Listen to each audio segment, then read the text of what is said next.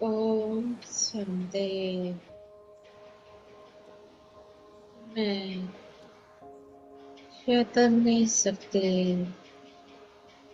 स्वयं को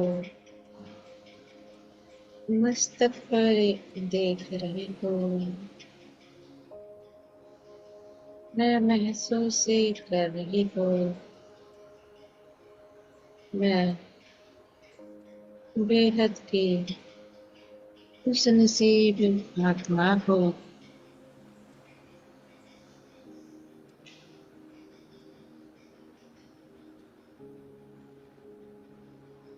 से भिन्न भिन्न प्रकार की किरणें निकल इस सारे विश्व में फैल रही है।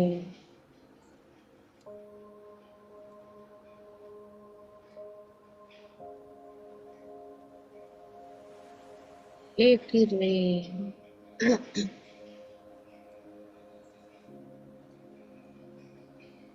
हर एक जीवात्मा में समा रही है।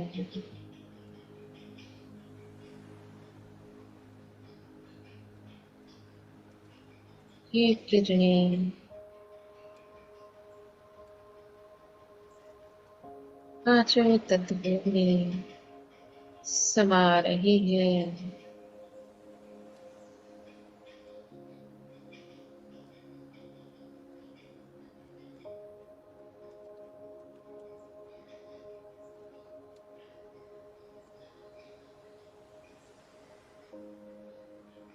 मैं स्वयं को परम पिता महात्मा के सम्मुख देख रही हूँ। है मुझे दृष्टि देते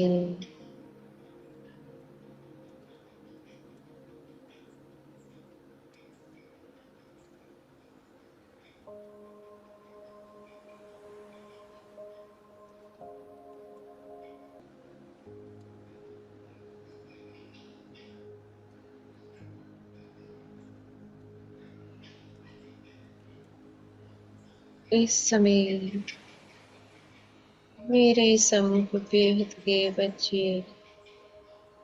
अपने सूक्ष्म झोले में बैठे हैं।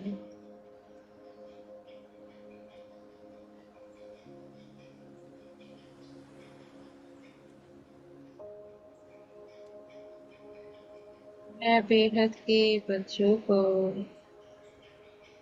शिव अवतरण की घटना को बतला रही हूँ।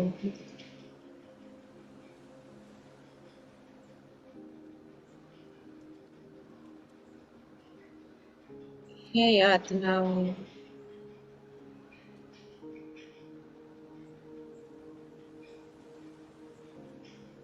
यह कलयुग का अंतिम समय है। जब कलयुग का अंतिम समय होता है उस समय स्वयं परम पिता परमात्मा अवतरण लेते हैं। वह गर्भ में न आकर के आत्मा के बैठने के स्थान पर बैठ इस साकार वतन में प्रत्यक्ष होते हैं। गर्भ में वह नहीं आ सकते हैं क्योंकि उनको सारे विश्व की देखभाल करनी होती है।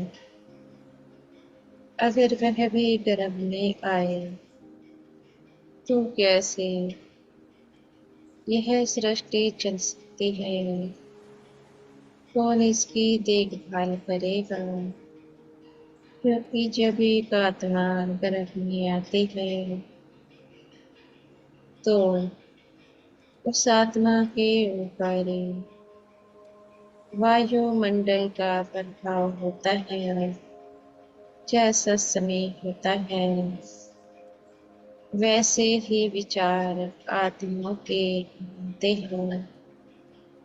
आपने देखा होगा कि कभी आत्माओं के विचार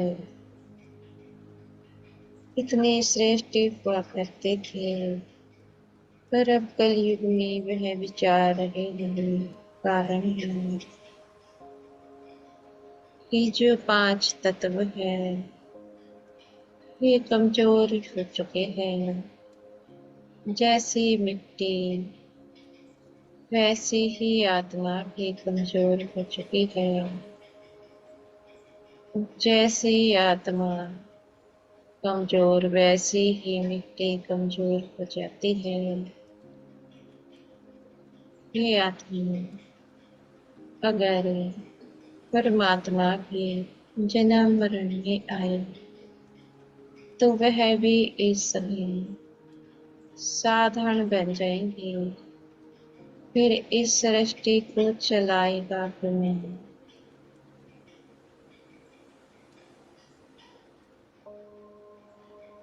अपरम पिता परमात्मा तो है निराकार।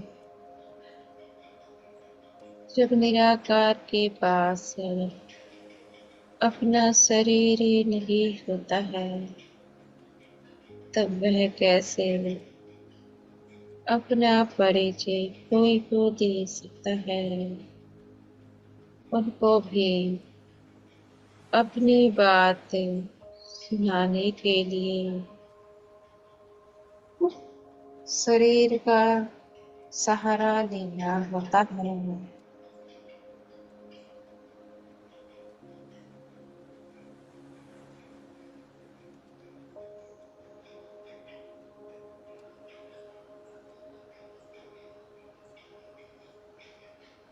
उन्होंने भी अपनी बात हमें सुनाने के लिए शरीर का आधार लिया है। ये एक बुजुर्ग तन में बैठ हमें इस ज्ञान को सुनाते हैं। हे आत्मा, उन्हें सत्य ज्ञान देकर हम आत्माओं का परिवर्तन किया है।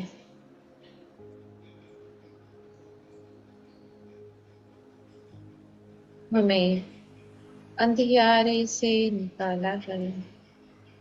हम भी आज तक अंधेरे में भटक रहे थे क्योंकि सत्य जानते नहीं थे। जब सत्य सम्मुख आया तब कहीं जाकर के हम अंधियारे से बाहर निकले हैं।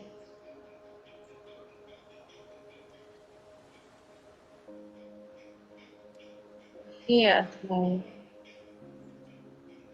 परम पिता परमात्मा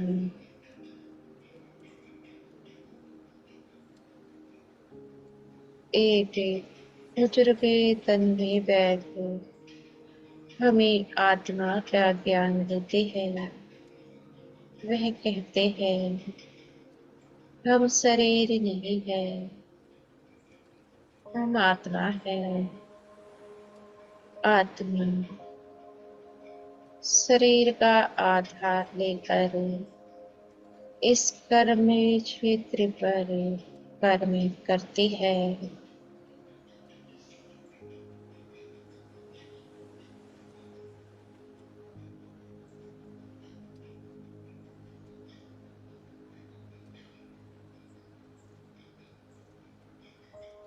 वह कहते हैं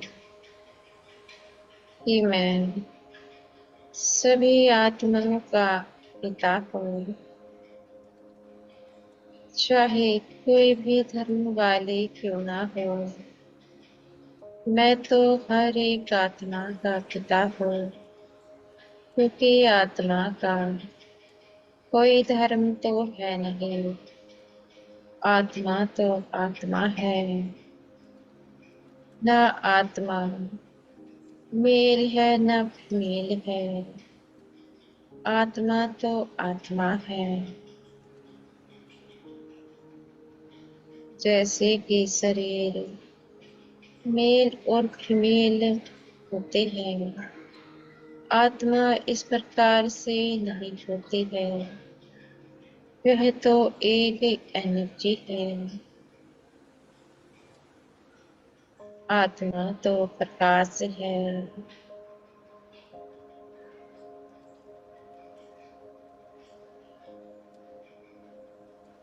उसी प्रकार से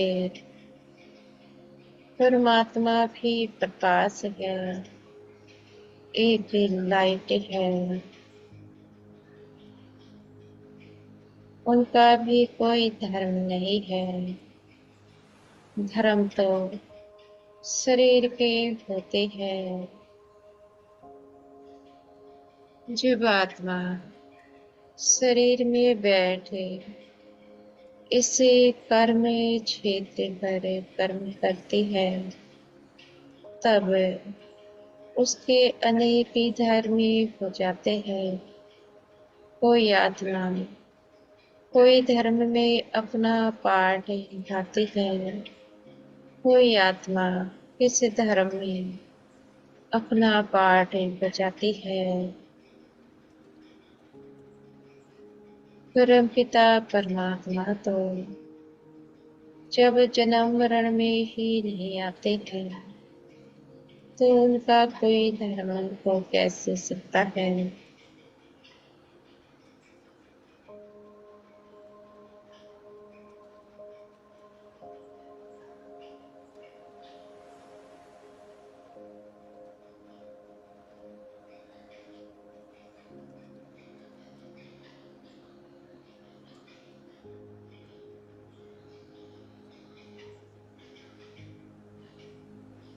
हे आत्मा,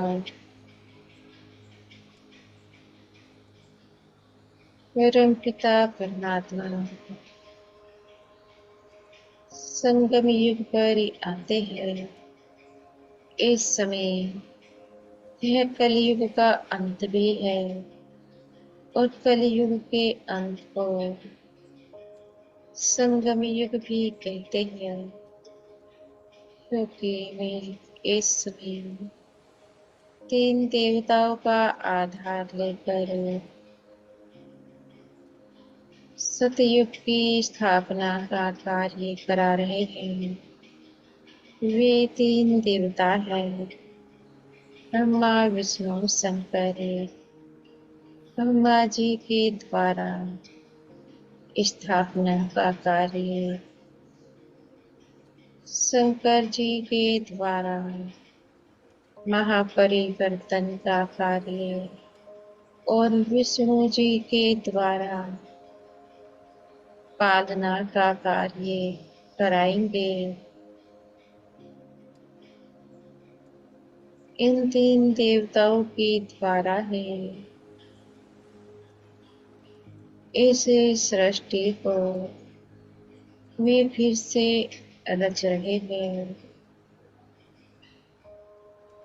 अब नई दुनिया आने वाली है, जिसको सतयुग कहा जाता है।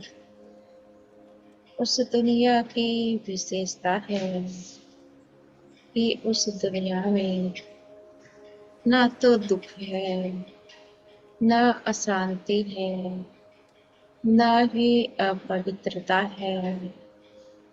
वह तो सबको सुख देने वाली दुनिया है।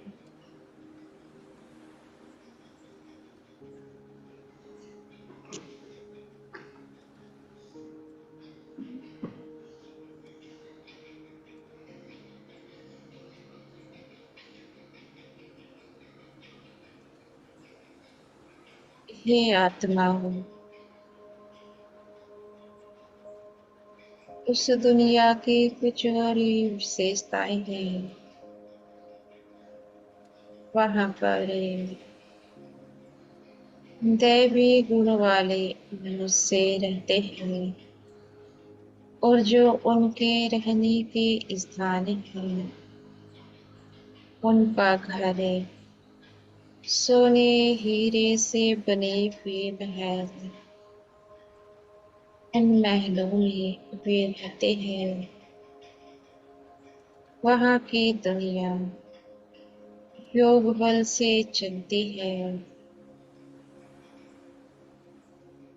बच्चों का जन्म योग बल के द्वारा होता है,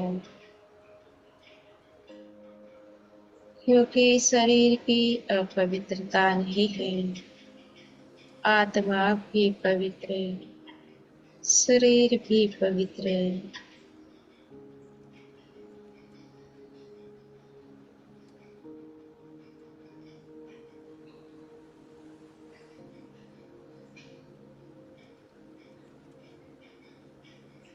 ये आत्मा, मगर आप उस दुनिया में जाना चाहते हो तो आपको क्या करना है?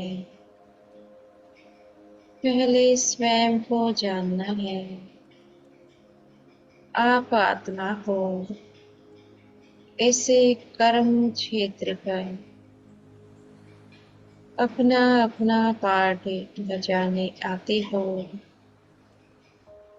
परमात्मा को जानना है, वह आत्मा के नाते आप सबका पिता है। जैसे कि शरीर का पिता होता है, उसी प्रकार से वह आत्माओं का पिता है।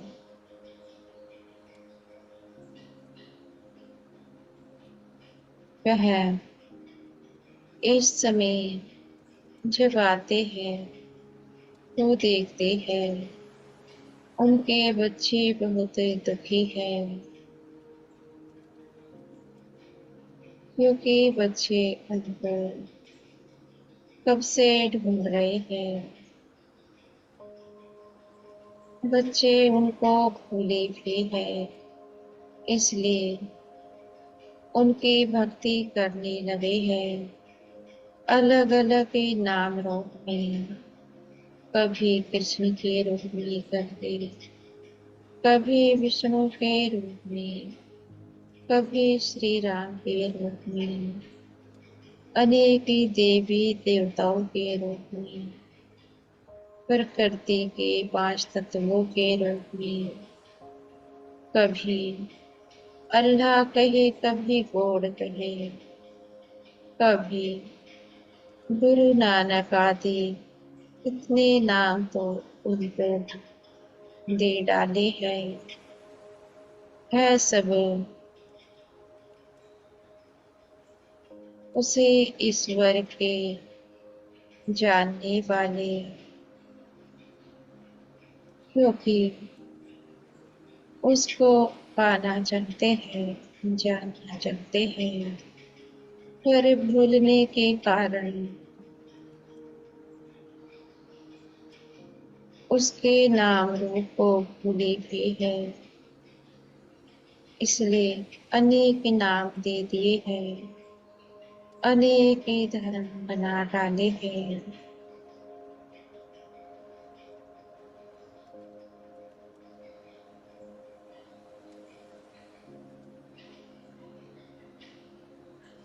हे आत्मा,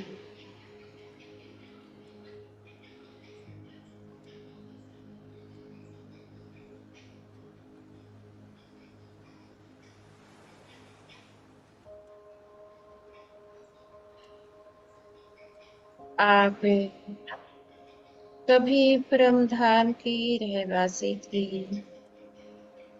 जब आपका समय इस साकार वतन में पाठ बजाने का होता है, परम धाम से आप इस साकार वतन में आते हो। अपने माता पिता से जन्मे होता है। कोई कोई धर्म में, कोई कोई धर्म में जन्म ले लेते हैं, फिर आपका पाठ शुरू होता है।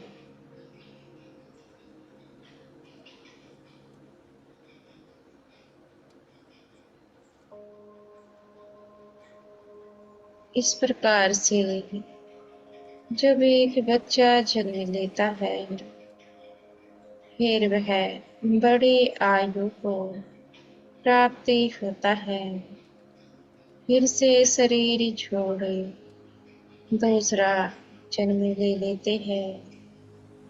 इस प्रकार से कुछ आत्माओं के जन्म 84 होते हैं, कुछ के 83, 82, 81, 80। इस प्रकार से एक एक जन्म कम होता जाता है। शुरुआत 84 जन्म से होती है। सबके 84 जन्म ही होते हैं। जन्म भी धीरे धीरे कम होते जाते हैं। इस प्रकार से 84 से लेकर एक एक जन्म कम होता जाता है और सबसे लास्ट में एक जन्मे वाली आत्मा परम धाम से इस साकार वतन में आती है अपना पाठ बचाने।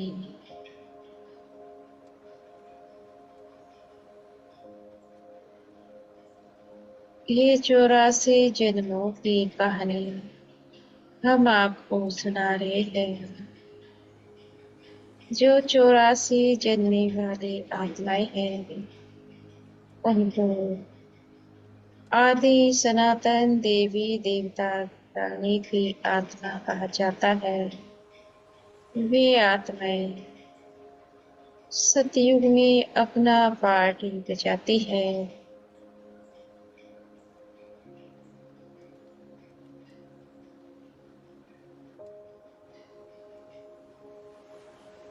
सतयुग भारत में ही होता है। एक खंड भारत यहीं पर दैवी गुण वाले मनुष्य अपना पाठ बजाते हैं। मेरे सोने की दुनिया यहाँ पर ही होती है।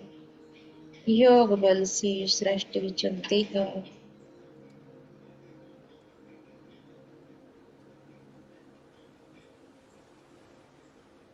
इस दुनिया को कहेंगे विष्णुपुरी। यहाँ पर लक्ष्मी नारायण की दुनिया होती है।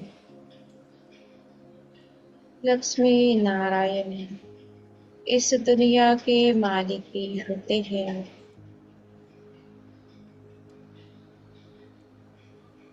ये आत्मा जो लक्ष्मी नारायण है, जरूर उनका बचपन भी रहा होगा। उनका बचपन हम आपको बतलाते हैं। बचपन में उनका नाम राधा कृष्ण होता है। जब वे बड़े हो जाते हैं, उनका स्वयंवर हो जाता है। वो कहलाते हैं लक्ष्मी नारायण।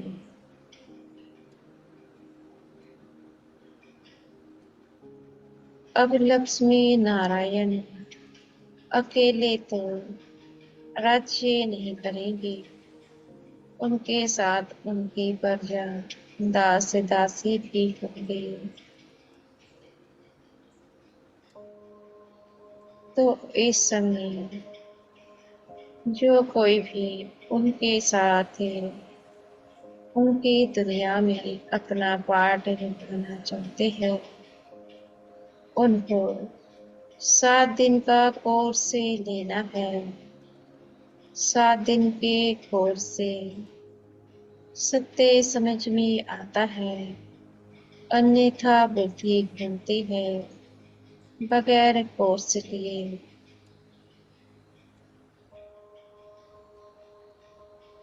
जो लक्ष्मी नारायण की दुनिया है, वह 1250 वर्ष से चलती है, उसके बाद आ जाती है।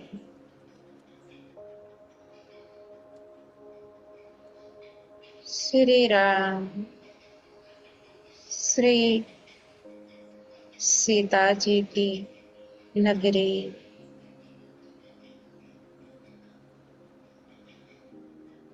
दुनिया वही है, लेकिन यहाँ पर राज्य करने वाली आत्माएं बदल जाती है।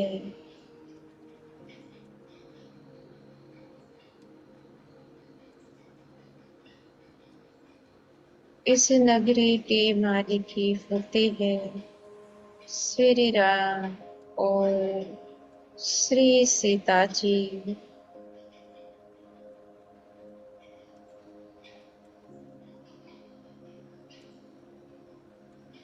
यह नगरी भी 1250 साल चलती है।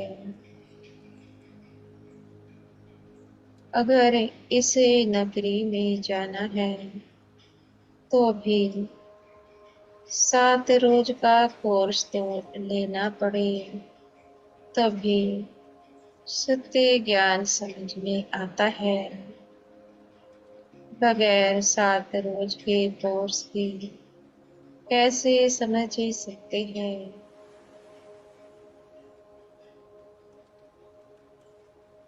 हे आत्मा, यह दुनिया भी योग बल से चलती है। यहाँ पर भी हीरे सोने के महल होते हैं।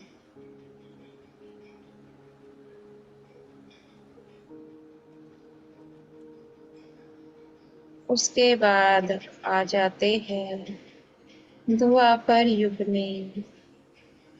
यहाँ पर अनेक धर्म होते हैं, इसलिए इसको धर्म पिताओं की नगरी कह सकते हैं, क्योंकि अनेक ही धर्म वाले अपना पार्ट साकार वतन में बजाते हैं।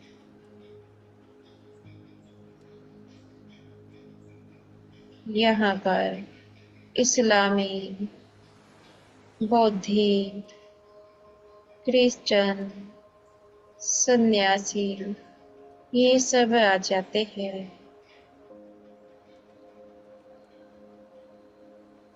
अगर अब आप सबको इस दुनिया में जाना है जहाँ पर ये धर्म पिताए आते हैं, तो भी स्वयं को जानना पड़े और परम पिता परमात्मा को जानना पड़े, क्योंकि इस दुनिया में ले जाने वाले भी तो वही है।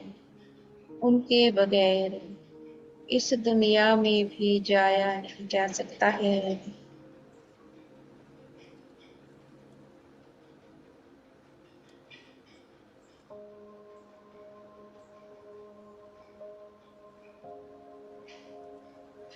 हे आत्मा, अब यह हो गई तीसरी नगरी। दुनिया वही है, पर नगरी तीसरी हो जाती है। इसको कहते हैं धर्म पिताओं की नगरी। अब अगली नगरी आ जाती है, इसको गुरु गोसाई साधु सन्यासियों की नगरी कहा जाता है, क्योंकि यहाँ पर अनेक गुरु आ जाते हैं। उनकी महिमा का गायन हो जाता है।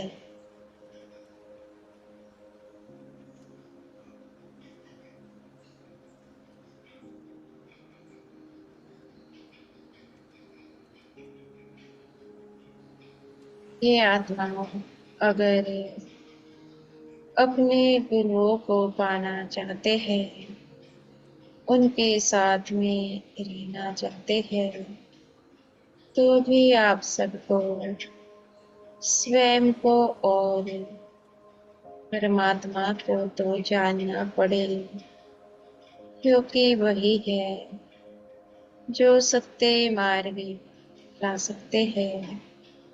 वह सबसे बड़े गुरु है, गुरुओं के भी गुरु। उनको सतगुरु कहा जाता है। वह हम सबको गति सदगति का मार्ग दिखलाने आए हैं।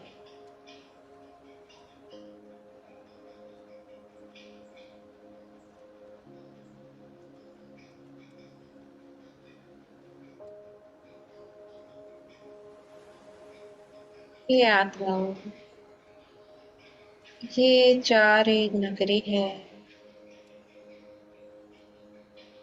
और संगम युग की ये छोटी सी पांचवी नगरी है। बाकी जो नगरी है सबकी आयु 1250 साल की होती है।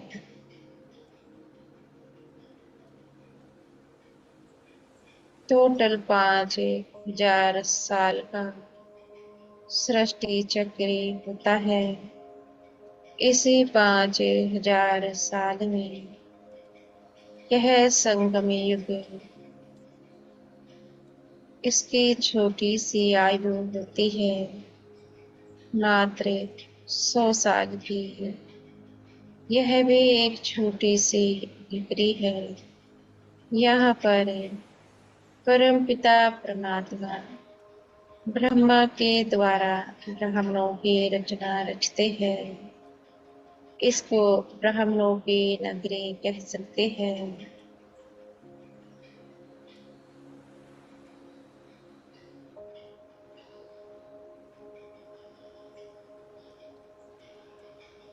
ब्रह्मणों के द्वारा ही परमात्मा का सत्य ज्ञान सारे विश्व को सुनाया जाता है और हर धर्म की आत्माएं इस ज्ञान को सुनकर परमात्मा से सुख का वर्षा प्राप्त करती है।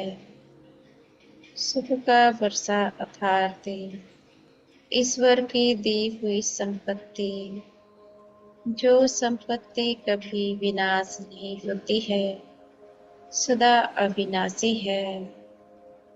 अगर इस समय उनको जाना जाए तो सदा अविनाशी संपत्ति प्राप्त की जा सकती है। जो आत्माओं की इच्छा उसी की प्राप्ति हो जाती है। किसी को वैकुंठ धाम में जाना है तो वैकुंठ धाम की प्राप्ति हो जाती है। अगर किसी को मोक्ष में जाना है तो मोक्ष की प्राप्ति हो जाती है।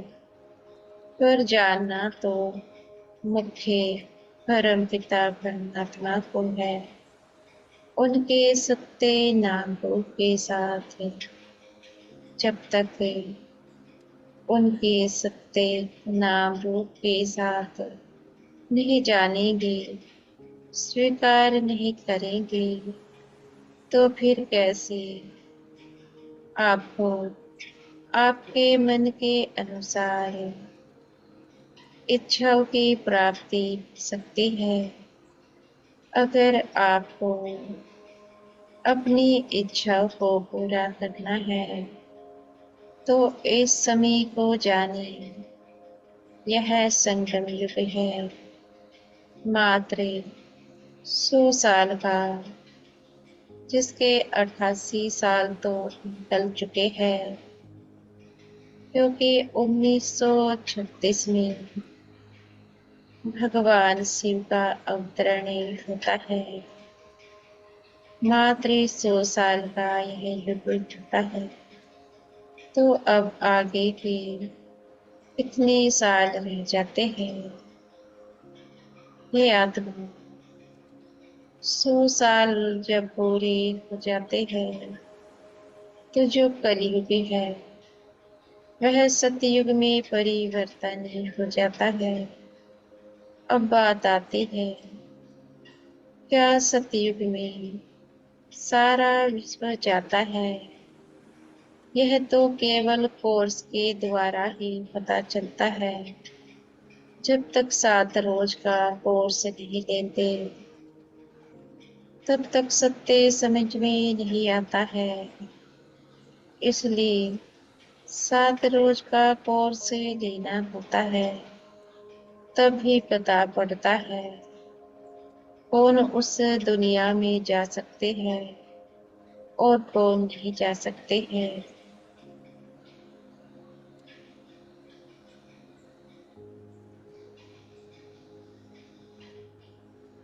हे आत्माओं,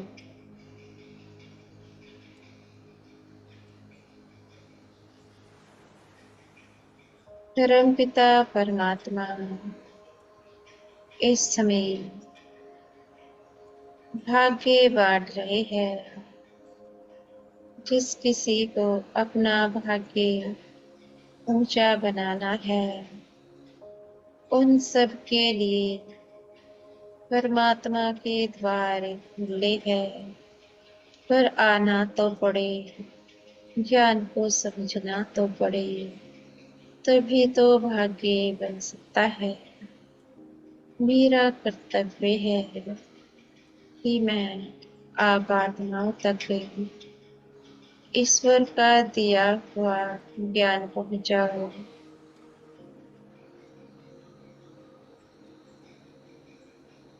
आगे आपकी इच्छा, आप सुने ना सुने, मैंने तो अपने कर्तव्य पूरे करने हैं, क्योंकि मैं ईश्वरीय संतान हूँ।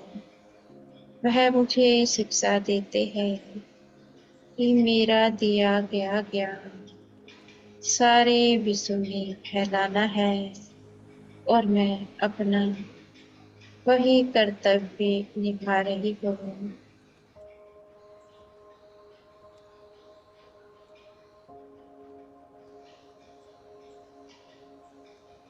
अच्छा, ओम शांति।